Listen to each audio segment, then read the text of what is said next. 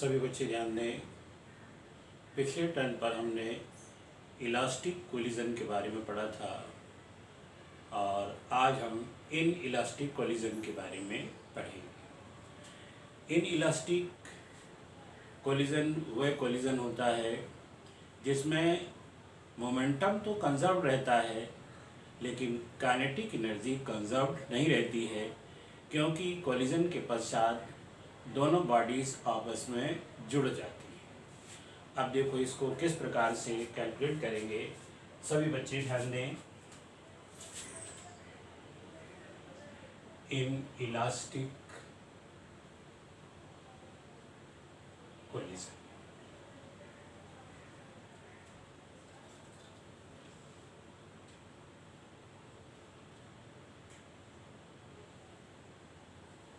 ध्यान दीजिए।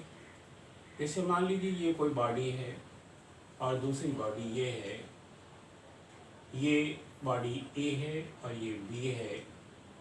इसका मास m1 है और इसका मास m2 है। इसकी वेलोसिटी u1 है और इसकी वेलोसिटी u2 है और ये दोनों इस तरह से जा रहे हैं। आगे चलकर ये एक दूसरे से कोलाइड हो जाती हैं, कोलाइड होकर के एक दूसरे के साथ जुड़ जाती हैं। ये देखिए जुड़ गई, ये m1 है और ये m2 है। दोनों की कंबाइंड वेलोसिटी जब दोनों जुड़ जाएंगी तो इनकी कंबाइंड वेलोसिटी v हो जाती है। और अब ध्यान दीजिएगा, इस कोलिजन में यानी इनइलास्टिक कोलिजन में मोमेंटम कंजर्व रहता है। तो यहाँ since momentum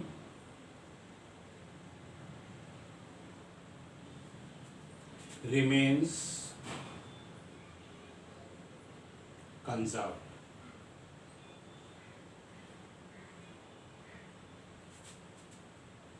therefore m1 u1 plus m2 u2 is equal to m1 plus m2 bracket closed into v। ये इक्वेशन नंबर 1। इसके पश्चात अब काइनेटिक एनर्जी पर विचार करेंगे। तो kinetic energy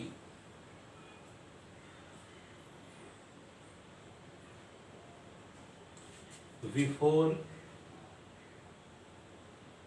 collision,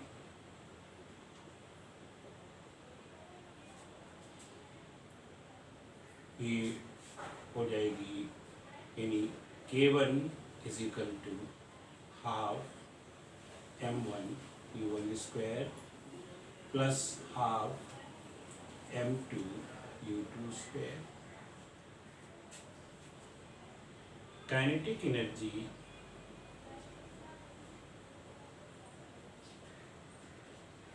after collision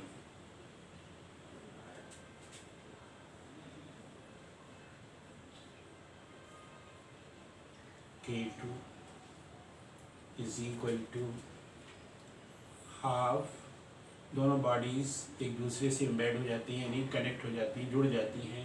तो m1 plus m2 into v square. अब यहाँ पर हम एक कल्पना करेंगे, इफ सेकेंड बॉडी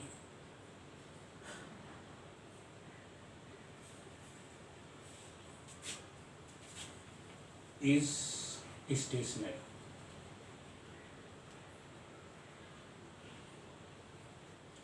means और यहाँ लिख सकते हैं u2 is equal to 0। then K1 is equal to half m1 u1 square and K2 is equal to half m1 plus plus m2 into v square.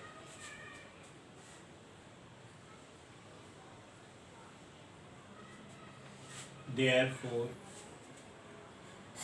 K2 upon K1 in the ratio of the kinetic energies is equal to, यहाँ पर हो जाएगा half m1 plus m2 का whole m1 plus m2 into v का whole square divided by half m1 u1 का square.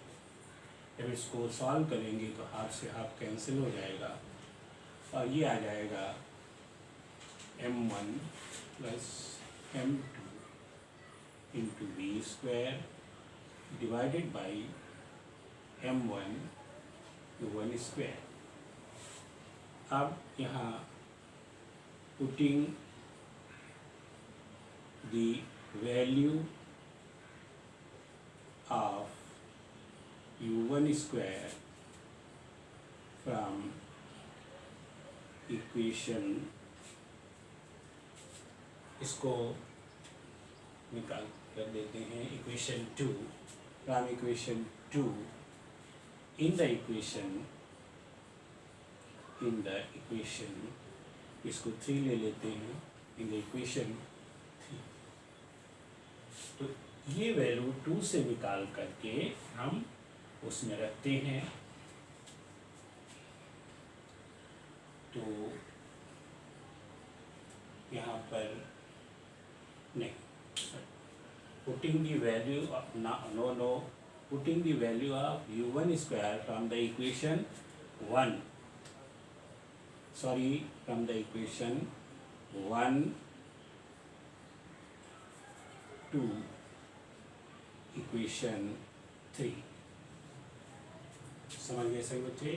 1 से ये value निकालेंगे और फिर 3 में रखेंगे तो यहाँ पर ये आ जाएगा आपका K1 नॉट K1 K2 अपन K1 is equal to m1 plus m2 whole अपान m1 इंटू v स्क्वायर। और यहाँ पर ध्यान दीजिए, यहाँ पर ये चीज़ ज़ीरो हो गई है क्योंकि हमने कंडीशन लगाई है कि ये ज़ीरो है। अगर ज़ीरो है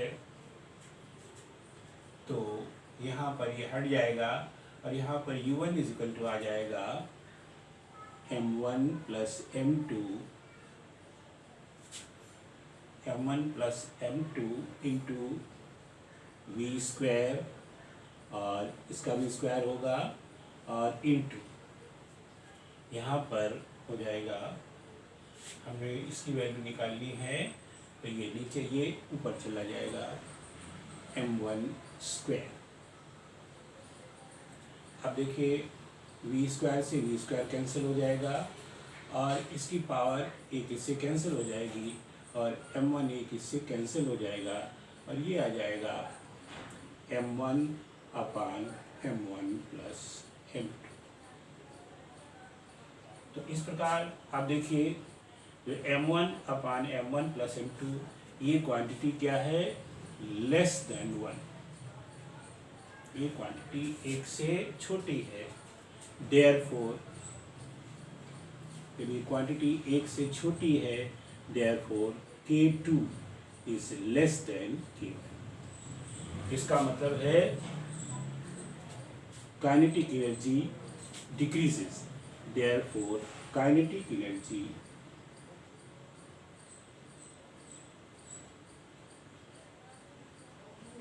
decreases in the inelastic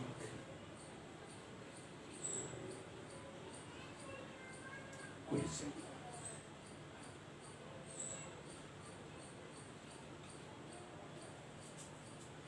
सभी बच्चे समझ गए होंगे कि इलास्टिक कोलिजन में काइनेटिक एनर्जी कम हो जाती है। ध्यान है सभी केसेस में नहीं होती है, सभी केसेस में बहुत कम लॉस होता है, कहीं पर ज़्यादा लॉस होता है।